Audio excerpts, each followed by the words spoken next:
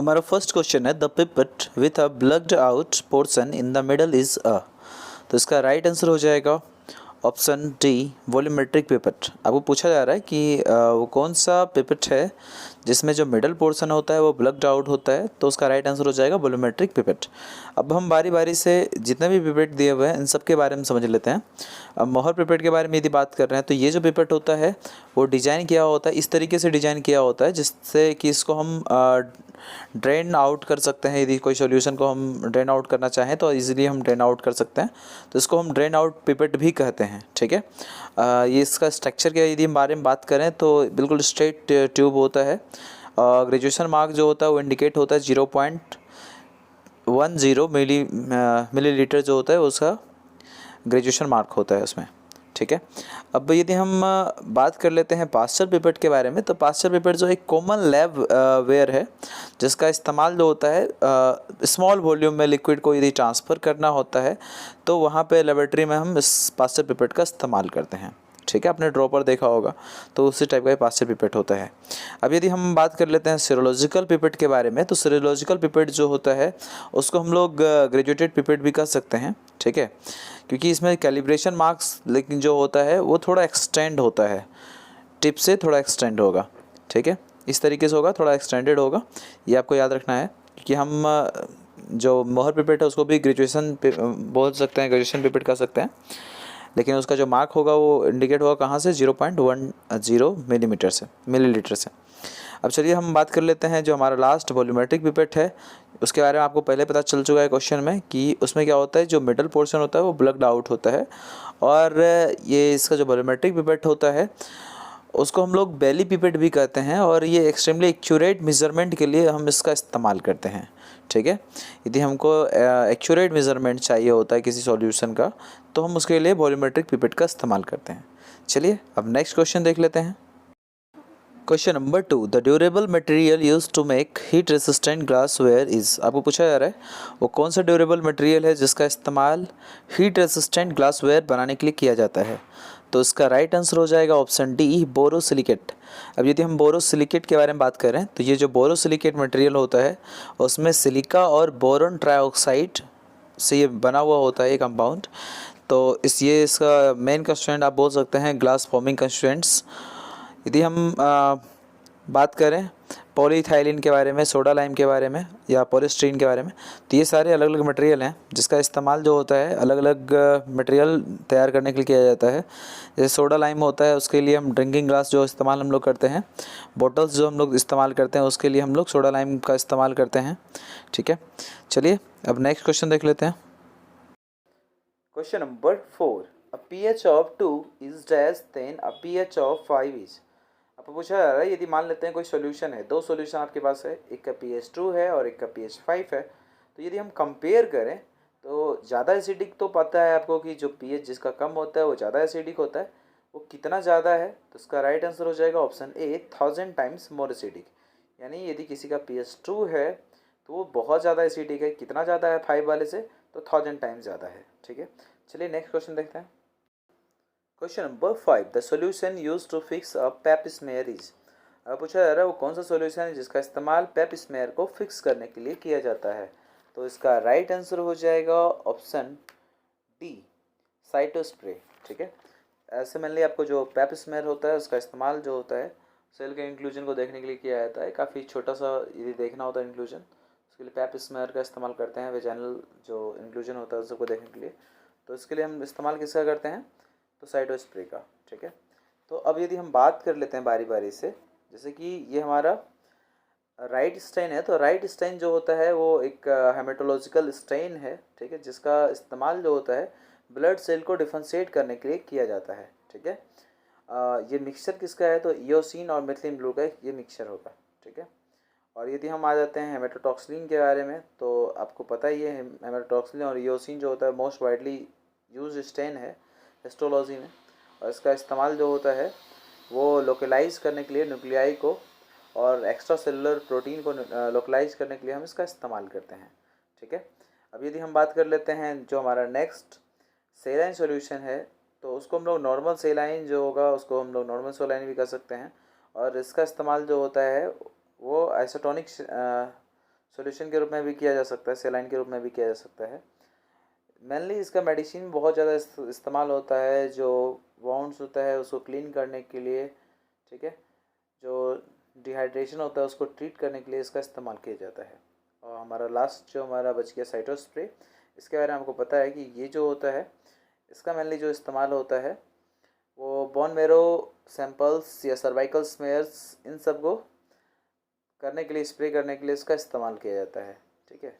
यानी आप बोल सकते हैं इम्यूनोलॉजिकल स्टडीज जो किया जाएगा इन्वेस्टिगेशन से पहले, तो उसमें इसका इस्तेमाल किया जाता है। Question number 6, blood for an RBC count must be prepared from. यानी आरबीसी काउंट के लिए जो ब्लड प्रिपेयर किया जाता है वो कौन सा ब्लड प्रिपेयर किया जाता है, तो उसका राइट आंसर हो जाएगा ऑप्शन ए, ईडीटीए ब्लड, ठीक है। आपको याद रखना है ईडीटीए ब्लड का इस्तेमाल किया जाता है आरबीसी काउंट के लिए। चलिए अब नेक्स्ट क्वेश्चन देखते हैं। Question number 7, which reagent is not routinely used to preserve tissue in a lifelike manner. पूछा जा रहा है वो कौन सा रिएजेंट है जिसका इस्तेमाल रूटीनली हम लोग नहीं करते हैं टिश्यू को प्रिजर्व करने के लिए, लाइफ लाइक मैनर दिखे तो उसमें हम लोग प्रिजर्वेटिव के रूप में हम इसका इस्तेमाल नहीं करते हैं रूटीनली। तो वो कौन सा यहाँ पे रिएजेंट है, तो इसका राइट आंसर हो जाएगा ऑप्शन ए, फॉर्मिक एसिड, ठीक है। आपको याद रखना है कि फॉर्मिक एसिड जो है वो लाइफ लाइक मैनर के फॉर्म में जो है टिश्यू को नहीं रखता है, ठीक है। तो उस कारण से हम इसका इस्तेमाल नहीं करते हैं। चलिए अब नेक्स्ट क्वेश्चन देख लेते हैं। तो नेक्स्ट क्वेश्चन हमारा है,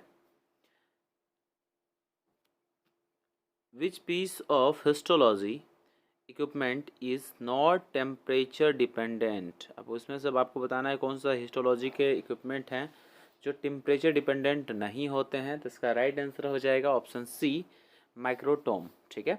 मेनली ये जो माइक्रोटोम होगा ये टेम्परेचर का इसके ऊपर कोई इम्पैक्ट नहीं पड़ता है, ठीक है। अब इसमें भी अलग टाइप का माइक्रोटोम, यदि आप क्रायोस्टेट माइक्रोटोम के बारे में बात करें तो वो थोड़ा अलग हो जाएगा। ऐसे मेनली जो माइक्रोटोम होता है तो उसमें वो बिल्कुल टेम्परेचर से इंडिपेंडेंट होता है।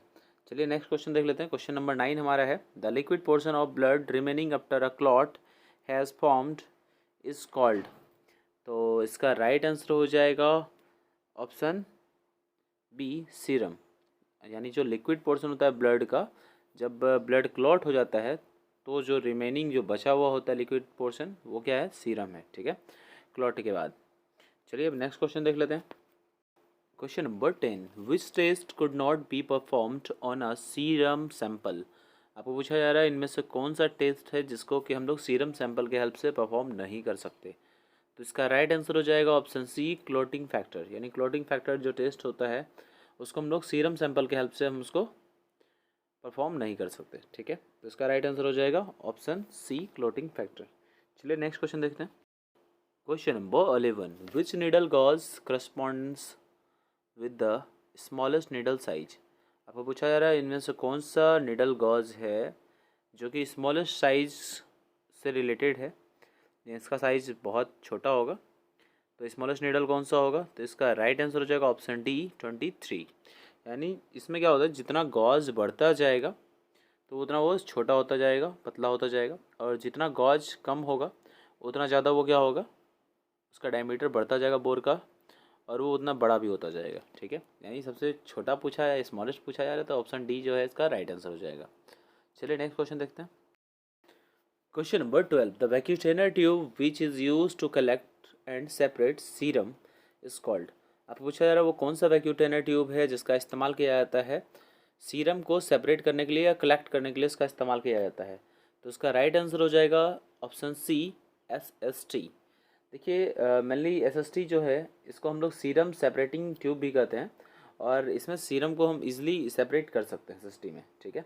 यदि हम रेड टॉप ट्यूब के बारे में बात करें तो ये क्लॉट एक्टिवेटर है, ठीक है, इसमें कोई भी एंटीकोगुलेंट प्रेजेंट नहीं होता है। अब यदि हम ग्रीन के बारे में बात कर लेते हैं तो ग्रीन जो है इसको हम लोग सोडियम हेपेरिन, हेपेरानाइज प्लाज्मा जो होता है, चाहे होल ब्लड हो या बॉन मेरो हो, इन सारे स्पेसिमेन को कलेक्ट करने के लिए हम लोग इसका इस्तेमाल करते हैं ग्रीन वाले का, ठीक है। अब यदि हम लोग लाइट ब्लू के बारे में बात कर लेते हैं तो ये सोडियम सिट्रेट ये ट्यूब होता है, इसको सिट्रेट ट्यूब भी कहते हैं, और ये कोगुलेशन स्टडीज़ के लिए बहुत महत्वपूर्ण है, ठीक है, लाइट ब्लू। तो आपको याद रखना है कि लाइट ब्लू जो है कोगुलेशन स्टडीज़ के लिए महत्वपूर्ण होता है। चलिए अब नेक्स्ट क्वेश्चन देख लेते हैं। Question number 13, which vein is not use to obtain venous blood sample. आपको पूछा जा रहा है इनमें से कौन सा वेन है जिसका इस्तेमाल नहीं किया जाता है वेनस ब्लड सैंपल को कलेक्ट करने के लिए। तो इसका राइट आंसर हो जाएगा ऑप्शन डी, फेमोरल वेन। ठीक है, ये फीमेरल वेन का मैंने इस्तेमाल इसलिए भी नहीं किया जाता क्योंकि ये थोड़ा डीप इनसाइड मसल्स होता है, उस कारण से इसका इस्तेमाल नहीं करते। बाद बाकी जो बेसिलिका है, सिफेलिक है, मीडियल क्यूबिटल, इन सारे का इस्तेमाल जो होता है वेनस ब्लड सैंपल को कलेक्ट करने के लिए हम इसका इस्तेमाल करते हैं। ठीक है, चलिए अब नेक्स्ट क्वेश्चन देख लेते हैं। Question number 14, what is the normal temperature of laboratory refrigerator. आपको पूछा है जो लेबोरेटरी रेफ्रिजरेटर होता है उसका नॉर्मल टेम्परेचर कितना होता है। तो इसका राइट आंसर हो जाएगा ऑप्शन सी, 3 डिग्री सेल्सियस। आपको याद रखना है कि जो लेबोरेटरी रेफ्रिजरेटर होते हैं तो वो कितना नॉर्मल टेम्परेचर कितना होता है, तो वो 3 डिग्री सेल्सियस होता है। चलिए नेक्स्ट क्वेश्चन देखते हैं। Question number 15, an automated haematology cell count use the principle of. जो ऑटोमेटेड हेमाटोलॉजी सेल काउंट होता है वो किस प्रिंसिपल का इस्तेमाल करते हैं। तो इसका राइट आंसर हो जाएगा option C, changes in cell electrical current. ठीक है, ये अलग अलग सेल के लिए इलेक्ट्रिकल करंट जो होगा वो चेंज होगा। ठीक है, तो इसका इसी प्रिंसिपल पे ये वर्क करता है, ऑटोमेटेड हेमाटोलॉजी सेल काउंट। चलिए हम नेक्स्ट क्वेश्चन देखते हैं। Question number 16, the maximum depth to perform a heel puncture on a newborn is. जो न्यू बॉर्न में हील पंचर किया जाता है उसमें मैक्सिमम कितना डेप्थ होना चाहिए। तो उसका राइट आंसर हो जाएगा ऑप्शन सी, 2.4 mm। ठीक है, 2.4 mm जो होता है इसलिए किया जाता है कि जैसे कि पंचर करने के बाद जो है वो रिस्क जो है वो कम हो जाए, कि टू अवॉइड कैल्केनियल पंचर को अवॉइड करने के लिए इसका इस्तेमाल किया जाता है। ठीक है, आपको ये याद रखना है। या ऑस्टियोकॉन्ड्रियाइटिस को भी अवॉइड करने के लिए, इसके रिस्क को घटाने के लिए एक अप्रोप्रिएट जितना पंचर करना चाहिए वो करना चाहिए। ठीक है, मैक्सिमम कितना हो सकता है तो 2.4, उससे ज़्यादा नहीं करना चाहिए, नहीं तो उसकी वजह से क्षति पहुंच सकता है। ठीक है, चलिए अब नेक्स्ट क्वेश्चन देख लेते हैं। Question number 17, which factor would interfere with the growth of pathogen.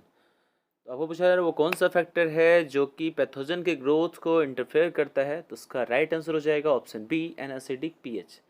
क्योंकि पीएच जो है वो इन्फ्लुएंस करता है बैक्टीरिया के ग्रोथ को। ठीक है, क्योंकि मैक्सिमम जो बैक्टीरिया होते हैं वो न्यूट्रल पीएच पे वो वर्क करते हैं, उस पर ग्रो करते हैं। स्लाइटली एसिडिक भी होता है तो उस पर वो इजीली वो ग्रो कर जाते हैं, लेकिन बहुत ज़्यादा यदि एसिडिक हो जाएगा तो उसके लिए वो क्या हो जाएगा, ग्रोथ को इन्फ्लुएंस किया जाएगा। तो इसके वजह से क्या होता है कि ये न्यूट्रल पीएच इनके लिए अप्रोप्रिएट पीएच होता है। ठीक है, चलिए नेक्स्ट देखते हैं हम। Question number 18, for doing LE cell test we use. आपको पूछा जा रहा है कि एलई सेल टेस्ट करने के लिए हम लोग इस्तेमाल करते हैं तो कौन से ब्लड का इस्तेमाल करते हैं। तो इसका राइट आंसर हो जाएगा ऑप्शन डी, हेपरानाइज्ड हेपरानाइज्ड ब्लड का इस्तेमाल किया जाता है। तो एलई के बारे में यदि हम बात कर लें तो ल्यूपस इरिथ्रोमेटोसिस। ठीक है, एक सेल टेस्ट है जिसमें कि पॉजिटिव यदि आता है तो वहाँ पे अप्रोक्सीमेटली 2% टू 30% यदि सेल दिखता है स्लाइड पे तो वो टेस्ट जो होगा वो पॉजिटिव आएगा। ठीक है, तो उसके लिए हम लोग किसका इस्तेमाल करते हैं, तो हेपरानाइज्ड ब्लड का। चलिए नेक्स्ट क्वेश्चन देखते हैं। Question number 19, the fixative use for electron microscopy. आपको पूछा है इलेक्ट्रॉन माइक्रोस्कोपी के लिए हम लोग कौन से फिक्सेटिव का इस्तेमाल करते हैं, काफ़ी इंपॉर्टेंट क्वेश्चन है। और उसका राइट आंसर हो जाएगा ऑप्शन बी, ग्लूटरडिहाइड। आपको याद रखना है ग्लूटरडिहाइड का इस्तेमाल जो होता है as a fixative electron microscope के लिए इसका इस्तेमाल होता है। ठीक है, चलिए नेक्स्ट क्वेश्चन और आज का आखिरी क्वेश्चन देख लेते हैं। Question number 20, cocci that are seen in grape like cluster. आपको पूछा जा रहा है वो कोकाई जो कि ग्रेप लाइक क्लस्टर के फॉर्म में दिखता है वो कौन सा होगा। तो इसका राइट आंसर हो जाएगा स्टेफाइलोकोकस। ठीक है, आपको याद रखना है स्टेफाइलोकोकस जो होता है वो बिल्कुल क्लस्टर में दिखता है, ग्रेप लाइक स्ट्रक्चर दिखता है। ठीक है, तो बस आज के लिए इतना ही रहने दे। Bye bye, take care.